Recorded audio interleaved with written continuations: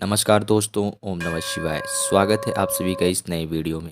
ओम नमः शिवाय, जय श्री शिवाय, नमस्तुभ्यम, हर हर महादेव। 6 सितंबर अर्थात हरतालिका तीज का व्रत। 6 सितंबर को हम सभी की हरतालिका तीज का व्रत है और यह दिन जो पड़ रहा है शुक्रवार के दिन पड़ रहा है। शुक्रवार अर्थात माता लक्ष्मी जी को भी समर्पित होता है। हरतालिका तीज का व्रत अर्थात भगवान शिव और माता पार्वती जी की चरणों में हम सभी की सेवा अपनी अर्चना कर समर्पित करनी रहती है। और इस दिन हम सभी को फुलेरा का दर्शन तो अवश्य रूप से करना चाहिए। साथ ही साथ फुलेरा का दर्शन तो करना ही करना है और 5 पत्तियों को छूने वाला अर्थात 5 पत्तियों वाला यह विशेष उपाय, यह विशेष क्रिया, यह विशेष विधि अवश्य रूप से करेंगे। जिसका कि जो है वाचन जो है गुरुजी अपनी कथा में बताते हैं, इसकी चर्चा करते हैं कि कैसे हम सभी को 5 पत्तियों का और फुलेरा का दर्शन करके अपने जीवन में सुख, शांति, समृद्धि, ऐश्वर्य, कीर्ति की प्राप्ति कर सकते हैं और इस हरतालिका तीज व्रत का लाभ उठा सकते हैं। यह उपाय वह सभी लोग करेंगे। साथ ही साथ जो माताएं बहनें व्रत नहीं है, जिनको लगता है कि काम कर सकते हैं, नहीं तो जो माताएं बहनें व्रत नहीं है किसी कारणवश, उन सभी को भी यह उपाय जरूर रूप से करना है। सारी विधि, सारी जानकारी, सारी बातें हम सभी संपूर्ण जानकारी पूज्य गुरुदेव जी के अनुकंपा और कृपा से जानेंगे और समझेंगे कि हम सभी को कौन कौन सी कार्य करने हैं और कौन कौन से कार्य नहीं करने हैं। तो चलिए जानते हैं और समझते हैं गुरु जी द्वारा बताए गए कुछ विशेष बातों को। तो सबसे पहली बात यह है कि हम सभी को हरतालिका तीज के दिन फुलेरा का दर्शन अवश्य रूप से करना चाहिए। परंतु यहाँ पर प्रश्न उठता है कि कितने फुलेरा का दर्शन करना है, क्या एक फुलेरा का दर्शन कर लेंगे? यदि हम अपने घर में बने हुए फुलेरा का दर्शन करते हैं तो क्या हमें फल प्राप्त हो जाएगा? जो कि गुरु जी कहते हैं 16 सोमवार के बराबर हमें फल प्राप्त होता है यदि हम हरतालिका तीज व्रत के दिन फुलेरा बना करके भगवान शिव जी को समर्पित करते हैं या फिर फुलेरा का दर्शन करते हैं। तो आपको केवल एक फुलेरा का दर्शन नहीं करना है, आपको टोटल 5 फुलेरा का दर्शन करना है। ध्यान दीजिएगा यहाँ पर कि आप सभी को 5 फुलेराओं का दर्शन करना है। 5 अलग-अलग फुलेरा का दर्शन करेंगे।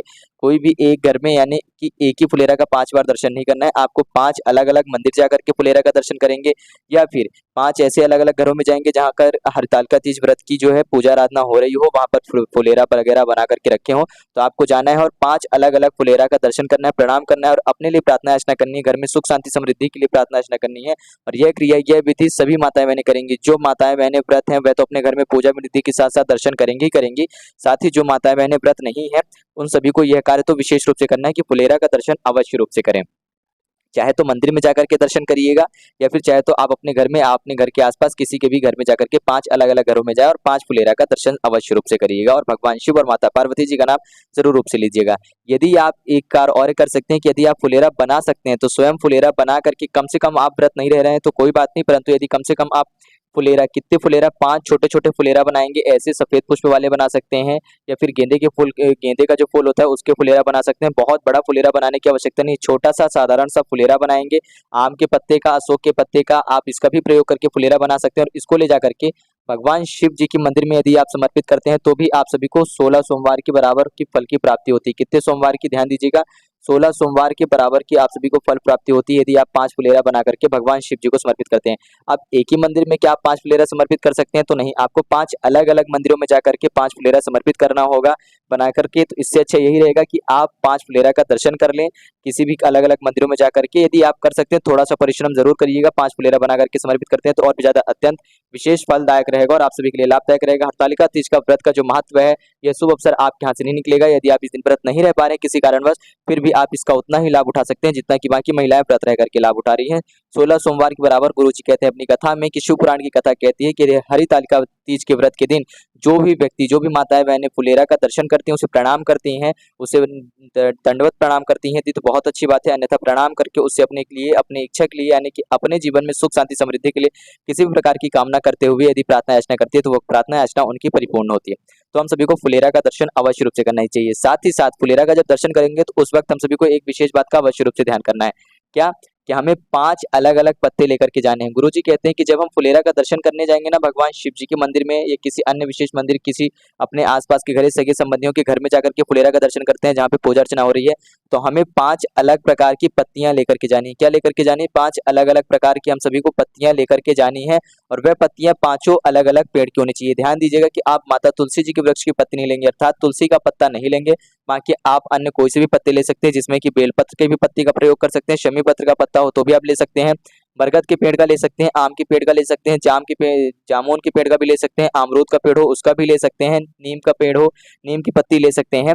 तो आप ऐसी 5 अलग-अलग कोई सी भी पत्तियाँ लेकर के रख सकते हैं और 5 बार जब आप पाँचों मंदिरों में जाएँगे फुलेरा का दर्शन करने, तो हर एक मंदिर में जब आप एक फुलेरा का दर्शन करेंगे तो वहाँ पर कोई सी भी एक पत्ती अपनी हथेली में लेकर के अपनी इच्छा मनोकामना कहते हुए, जिस भी कार्य से संबंधित यदि आपकी कोई विशेष इच्छा मनोकामना है या फिर आप कुछ प्राप्त करना चाह रहे हैं, आपके कोई ऐसा विशेष काम है जिसको आप परिपूर्ण करना चाह रहे हैं, तो हरितालिका तीज व्रत के दिन भगवान शिव और माता पार्वती दोनों जन का नाम लेते हुए, दोनों भगवान का नाम लेते हुए भगवान शिव जी को एक बार मन में सुमिरन करेंगे, उसके बाद माता पार्वती जी को मन में सुमिरन करेंगे, अर्थात याद करेंगे मन ही मन, और उनसे वंदना करते हुए आप सभी के पास जो है एक पत्ती है वह फुलेरा के साथ समर्पित कर देनी है, प्रार्थना इष्ट करना है, प्रणाम करना है और वहां से चले आना है। इस प्रकार से आप 5 अलग-अलग मंदिरों में जाकर के करेंगे, या फिर कह सकते हैं तो 5 अलग घरों में जाकर के फुलेरा का दर्शन करते वक्त एक-एक पत्ती वहीं पर समर्पित करके आ जाएंगे। इस प्रकार से हम सभी को 5 पत्तियों का विशेष रूप से कार्य करना है हरितालिका तीज के व्रत के दिन, जो कि 6 तारीख को पड़ रही है, 6 सितंबर को। और इस विधि को हम सभी प्रदोष काल के समय पे कर सकते हैं, क्योंकि सुबह के समय पे हर मंदिर में आपको फुलेरा हो सकता है कि ना मिले, तो शाम के समय पे आप जाकर के इस क्रिया विधि को कर सकते हैं। प्रदोष काल के समय से करना प्रारंभ करेंगे तो रात्रि के 9 साढ़े 9 बजे तक आप इस क्रिया को, इस उपाय को कर सकते हैं।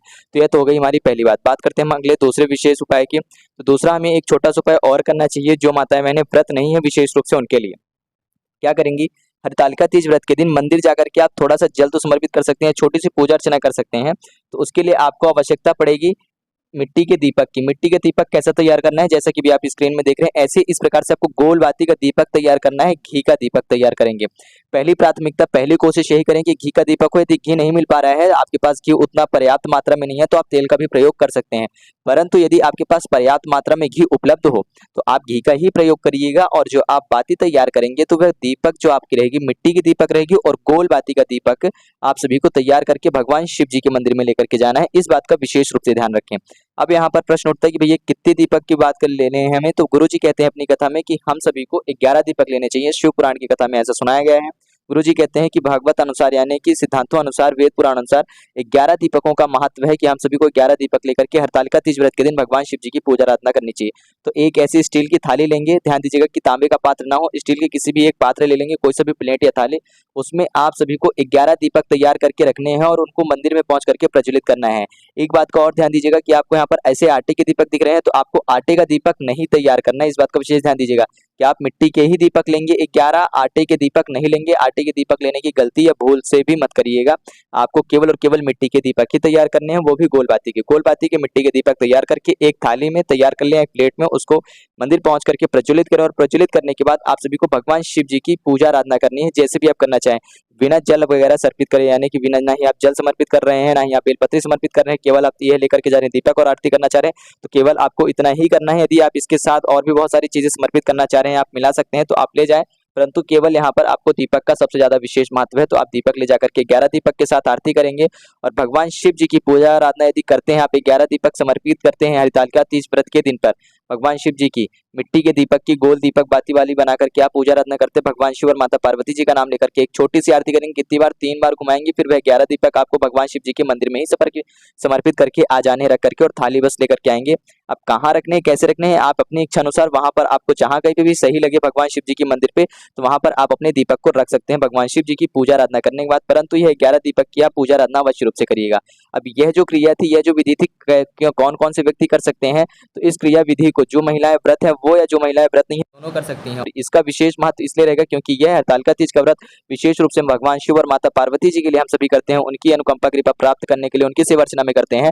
इससे हमारे जीवन में प्राप्ति इस रूप की होती है कि इस उपाय को चाहे तो पुरुष भी कर सकते हैं और महिलाएं भी कर सकते हैं। आपका जो दाम्पत्य जीवन है, यानी कि आपकी जो गृहस्थ जीवन है, उस गृहस्थी जीवन में सुख शांति समृद्धि आती है। साथ ही साथ यदि आपके पति आपकी बातें नहीं मानते हैं, या आपकी पत्नी आपकी बात नहीं मानती हैं, या फिर आपस में जिस वजह से किसी न किसी चीजों को लेकर के सदैव आपस में अनबन बनी रहती है, लड़ाई झगड़े होते रहते हैं, जिसकी वजह से घर में गृह कलेश जैसी समस्याएं उत्पन्न होती है, तो ऐसी संपूर्ण समस्याएं समाप्त होंगी और आपस में जो भी अनबन बनी रहती थी, जो भी आपस में गलतफहमियां रहती थी, वह सारी गलतफहमियां दूर होंगी और पहले के जैसा आपका दाम्पत्य जीवन था, सुख में शांति में व्यतीत होगा, संपूर्ण भगवान शिव और माता पार्वती जी की कृपा से। तो ऐसी प्रार्थना याचना करते हुए उनकी अनुकंपा कृपा प्रदान करने के लिए, अपने दाम्पत्य जीवन को, अपने गृहस्थ जीवन को सुखमय और शांति में बनाने के लिए आप सभी को यह 11 दीपक वाला उपाय अवश्य रूप से करना चाहिए। यह तो हो गई हमारी तीसरी बात। बात करते हैं अपने अंतिम और एक छोटे से उपाय की। यदि ऐसा लगता है कि हमारे घर में कोई बहुत ज्यादा व्यक्ति बीमार है या पीड़ित है, उसको कोई ना कोई रोग या ग्रसित या कोई बीमारी या समस्या है, बहुत ज्यादा सर दर्द जैसी समस्या हो, या बदन दर्द रहता हो, या हाथ पांव में दर्द रहता हो, या डेंगू वगैरह या मलेरिया जैसी कोई बीमारी हो, या कोई बड़ी समस्या चल रही, तो हम सभी को एक छोटी सी उपाय और कर लेना चाहिए, जो कि हम अपने घर के मौजूद व्यक्ति के लिए, उसके जीवन में उसके अच्छे स्वास्थ्य के लिए प्रार्थना याचना करते हुए कर सकते हैं। क्या करेंगे, किसी भी एक पात्र में कच्चा दूध लेना है। अब ये जो कच्चा दूध लेंगे, ध्यान दीजिएगा, या तो हम ये गाय का दूध भी ले सकते हैं या फिर भैंस का दूध भी ले सकते हैं। इसमें कोई विशेष नियम नहीं है कि आपको किसका दूध लेना है। आपको मात्र दूध चाहिए या तो आप डेयरी से भी ला सकते हैं, पैकेट वाले दूध का भी प्रयोग कर सकते हैं, जो भी हमारे भाई बहन बाहर शहर में हैं। एक किसी भी पात्र में कटोरी में कच्चा दूध लेकर के तैयार कर लेंगे। अब आप सभी के पास यह जो कच्चा दूध है, इसको विशेष रूप से ध्यान दीजिएगा कि आप किसी भी तांबे या पीतल के पात्र में नहीं लेंगे, आप किसी अन्य पात्र में ले सकते हैं, चाहे वह ग्लास हो, कटोरी हो या लोटा हो, जल का पात्र हो। ठीक, वह आपका स्टील का होना चाहिए, परंतु तांबे या पीतल का ना हो। इसमें हो सके यदि आपके पास दूध की मात्रा कम है तो आप साथ ही साथ दूध के साथ जल मिला सकते हैं, परंतु यदि आप पर्याप्त मात्रा में दूध रख रहे हैं तो बहुत अच्छी बात है, क्योंकि एक छोटी जितनी बड़ी हमारी ग्लास होती है जिससे हम जल पीते हैं, केवल और केवल 1 ग्लास बराबर कच्चा दूध आपका रहना चाहिए कम से कम। यानी कि कहें तो 250 ml आप सभी का कच्चा दूध यह रहना चाहिए। यदि ये 250 ml आपके पास पर्याप्त दूध नहीं है तो आप उसमें जल मिला करके दूध की मात्रा बढ़ा सकते हैं। अब ये दूध मिश्रित, कच्चा दूध मिश्रित जो जल तैयार करा है आपने, इसको लेकर जाएंगे उस व्यक्ति के समक्ष जो बहुत ज्यादा पीड़ित है, रोगग्रसित है या बीमार है, उसके समक्ष जाकर के आपको इस कच्चे दूध से उसके ऊपर से 21 बार उतारना है। कितनी बार उतारेंगे, ध्यान दीजिएगा, आप सभी को ये कच्चा दूध उस व्यक्ति के ऊपर से 21 बार उतारना है। अब यहाँ पर कुछ लोग गलतियां क्या करते हैं हमारे भाई बहन, कि केवल और केवल वह व्यक्ति जैसे अपने बिस्तर में लेटा हुआ रहता है, बीमार रहता है, दवाई चल रही होती है, तो हम उसके सर के पास से ऐसे गोल गोल 21 बार घुमाते हैं और लेकर के चले आते हैं। तो ऐसा नहीं करना है, ऐसा बिल्कुल भी गलत होता है। आपको उसके सर से लेकर के पांव तक पूरा घुमाना है। कितनी बार घुमाएंगे, 21 बार घुमाएंगे, और एंटी क्लॉकवाइज यानी कि उल्टी दिशा में घुमाएंगे। आप ऐसे सीधा घुमा रहे थे तो आपको ऐसा नहीं घुमाना है, उल्टा घुमाना है। इस प्रकार से आपको 21 बार घुमाना है। ठीक, सर से ही प्रारंभ करिएगा, पर दूसरी दिशा की तरफ से आप जैसे अभी घुमा रहे थे क्लॉकवाइज, बिल्कुल उसके विपरीत यानी एंटी क्लॉकवाइज, जिस दिशा में हमारी घड़ी चलती सीधी, यदि हमारी घड़ी उल्टा चलना प्रारंभ करते ठीक उसी दिशा में आप घुमाएंगे। और 21 बार घुमा लेने के बाद आप सभी को एक कच्चा दूध, जल मिश्रित जो कच्चा दूध आपने ले रखा है, इसको लेकर के भगवान शिव और माता पार्वती जी का नाम लेकर के आप सभी को पीपल वृक्ष के समक्ष जाना है और संपूर्ण रूप से कच्चा दूध समर्पित कर देना है। उस व्यक्ति का नाम और गोत्र बोल करके श्री शिवाय नमस्तुभ्यम, ओम नमः शिवाय का जाप करते हुए साथ ही साथ माता पार्वती जी का, जय जगदम्बा, जय जगत माता जी का कोई सा भी आप नाम ले सकते हैं, माँ पार्वती जी का कोई सा भी आप नाम लेकर के ये जल समर्पित करने के बाद, कच्चा दूध समर्पित करने के बाद, आप उस व्यक्ति के लिए नाम और गोत्र बोल करके उसके अच्छे स्वस्थ, उसके अच्छे जीवन, सुख में, शांति में व्यतीत हो, उसके अपने जीवन में भगवान शिव जी की, माता पार्वती जी की सेवा अर्चना कर सके और उनके फल स्वरूप उनका आशीर्वाद प्राप्त कर सके। इस प्रकार से आपको प्रार्थना याचना करते हुए उसके लिए प्रार्थना याचना करनी है। और यह कच्चा दूध समर्पित करने के बाद तो यह जो क्रिया है इसको भी हम प्रदोष काल के समय पे ही करेंगे। यदि नहीं कर पा रहे प्रदोष काल के समय पे किसी कारणवश, तो इस क्रिया को फिर हम सुबह 12 बजे के पहले पहले करेंगे। अब यदि हम बात करें कि जो हमारा फुलेरा समर्पित करने का या फुलेरा दर्शन करने का जो समय रहेगा, जो पूजा की विधि रहेगी, तो हमें किस समय पे करनी है, प्रदोष काल का हमारा समय कौन सा रहेगा, तो हम सभी का प्रदोष काल का जो समय रहेगा, सबसे उचित और सबसे विशेष समय रहेगा वह 6:15 के पहले, अर्थात 5:45 से हम सभी का समय प्रारंभ होगा। और यह जो समापन होगा, यह समापन होगा 6:45 पर। ध्यान दीजिएगा, 5:45 से आप सभी का प्रदोष काल का समय इस प्रारंभ होगा और यह समाप्त होगा 6:45 पर। क्यों? क्योंकि आपके सूर्यास्त का समय जो है वह 6:15 है और प्रदोष काल का समय सूर्यास्त के समय से 45 मिनट पूर्व और 45 मिनट बाद तक का रहता है। तो 5:45 से 6:45 तक आप सभी का प्रदोष काल का समय रहेगा। इस बीच आप सभी को अपनी क्रिया विधि करनी है, पूजा अर्चना करनी है, फुलेरा के दर्शन करने हैं, अपने जो 5 अलग अलग पत्तियां हैं उसको समर्पित करनी है, अपने जीवन में सुख शांति समृद्धि ऐश्वर्य कीर्ति के लिए प्रार्थना याचना करनी है, साथ ही साथ अपने दाम्पत्य जीवन के लिए भी प्रार्थना याचना करेंगे। और जो हमारी माताएं बहनें यदि 16 सोमवार के व्रत की प्राप्ति करना चाहती है कि जिस प्रकार जितना फल प्राप्ति होते है 16 सोमवार में उतनी ही हमें प्राप्ति हो जाती है हरतालिका तीज के व्रत में, जो हमारी बहनें यानी कि अविवाहित हैं तो वह फुलेरा के दर्शन करके 5 पत्तियां समर्पित करके अपनी इच्छा अनुसार अपने वर का चयन कर सकती हैं। एक अच्छे वर की भगवान शिव जी की आशीर्वाद अनुकंपा कृपा प्रदान कर सकते हैं और उनके लिए प्रार्थना याचना कर सकते हैं। तो इस प्रकार से हम सभी को हरतालिका तीज व्रत का जो विशेष महत्व है उसको अपने हाथ से, इस शुभ अवसर को, इस शुभ घड़ी को अपने हाथ से बिल्कुल न जाने दें और इस दिन हरतालिका तीज व्रत का लाभ उठाते हुए फुलेरा का दर्शन अवश्य रूप से करें और खासतौर पर 5 पत्तियों वाला यह क्रिया विधि तो जरूर करिएगा। सभी लोगों से विनम्र रूप से निवेदन है, गुरुजी अपनी कथा में कहते हैं कि सभी लोगों को अवश्य रूप से हरतालिका तीज का जो व्रत है इस पर्व को अवश्य रूप से मनाना चाहिए, क्योंकि सभी व्रतों में सबसे ज्यादा विशेष और सबसे ज्यादा बड़ा यह व्रत माना जाता है। तो सभी लोग मनाएंगे। यदि कुछ प्रश्न हो तो अवश्य पूछिएगा। जय श्री शिवाय नमस्तुभ्यम, हर हर महादेव, ओम नमः शिवाय।